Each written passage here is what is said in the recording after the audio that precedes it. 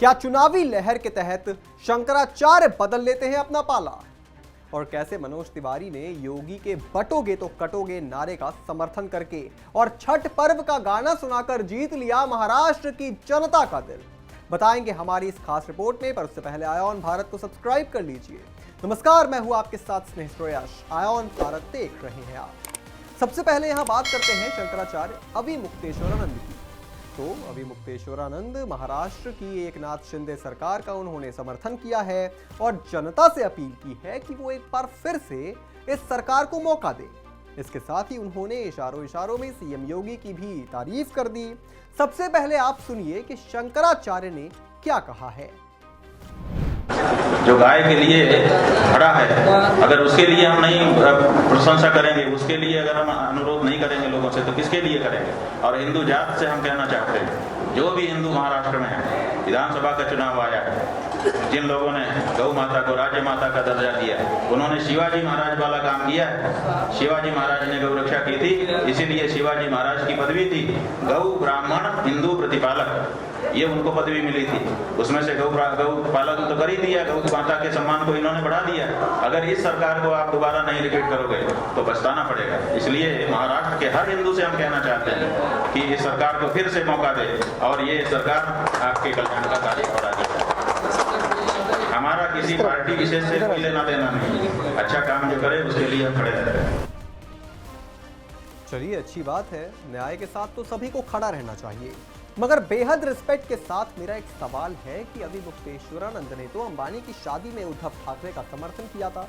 बहुत पुरानी बात नहीं है क्या? क्या नहीं बोल गए थे? कहा था कि हम हिंदू धर्म का पालन करते हैं, हम पुण्य और पाप में विश्वास करते हैं।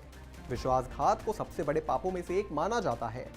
वहीं उद्धव ठाकरे के साथ जो हुआ है, हमें उनके साथ हुए विश्वासघात का दुख है और हमारा दुख तब तक नहीं जाएगा जब तक वह दोबारा मुख्यमंत्री नहीं बन जाते।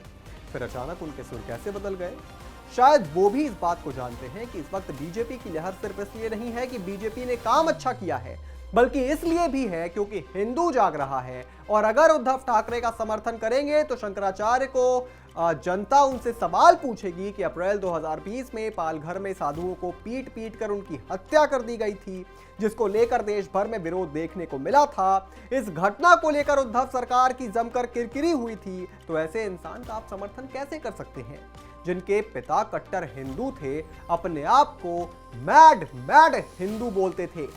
उनके बेटे के शासन में साधुओं की हत्या हो रही है और शायद इसीलिए शंकराचार्य ने अपने सुर बदल लिए हैं। खैर, देश विरोधी शक्तियों के खिलाफ एकजुट रहने का आह्वान करते हुए सांसद मनोज तिवारी ने भी योगी आदित्यनाथ के नारे का समर्थन किया। वह पूर्व विधायक और भाजपा प्रत्याशी संजय केलकर के प्रचार रैली में शामिल हुए। पहले उन्होंने कहा कि पहले मैं गाना गाता था, पर मोदी जी के साथ आने के बाद अब महिलाओं की समस्या निवारण के लिए काम करता हूं। ऐसा कहकर मनोज तिवारी ने थाने में बसे उत्तर भारतीयों के लिए गाना गाया भी, बात भी कही और उनके दिलों को जीत लिया।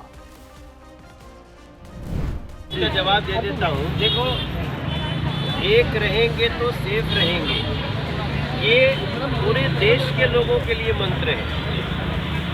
एक रहेंगे और बेईमानों से दूर रहेंगे, सनातन विरोधियों से दूर रहेंगे, जो हमारे देश में रहते हैं और देश की बुराई करते हैं, उनसे दूर रहना है। तो ये एकता में तो बड़ी शक्ति। योगी जी का भी नारा है, बटेंगे तो कटेंगे, ये महाराष्ट्र में शुरू हो गया। अब देखिए, कुछ दिन के लिए बटे थे तो पालघर में कट गए थे। तो किसी को पूछिए, थोड़ा दिन के लिए चला गया तो कटेंगे। इसमें हिंदू मुसलमान नहीं है। सबके घर में गरीबों को अनाज दे रहे हैं तो हिंदू मुसलमान थोड़ी बांट रहे हैं। हम सबको गरीबों को इलाज दे रहे हैं तो हिंदू मुसलमान थोड़ी बांट रहे हैं। हाँ, एक रहना है।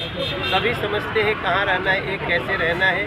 न जातियों में बंटना है, न धर्मों में बंटना है। महायुति के साथ चलना है और हमारे संजय केलकर दादा को जिता करके एक बार और नया रिकॉर्ड बनाना है। इस बार, पिछली बार हम लोग कितने वोट जीते थे? 20,000 से, अब के 50,000 से ज़्यादा। उन्होंने अपना काम कर दिया है और सब कुछ जनता के हाथ में है। देखना यह होगा कि आने वाले महाराष्ट्र चुनाव में जनता किस पर भरोसा करती है। इस पूरी खबर पर आप क्या सोचते हैं दोस्तों, हमें कमेंट करके जरूर बताएं और भी तमाम बड़ी खबरों से जुड़े रहने के लिए आप देखते रहें आय ऑन भारत।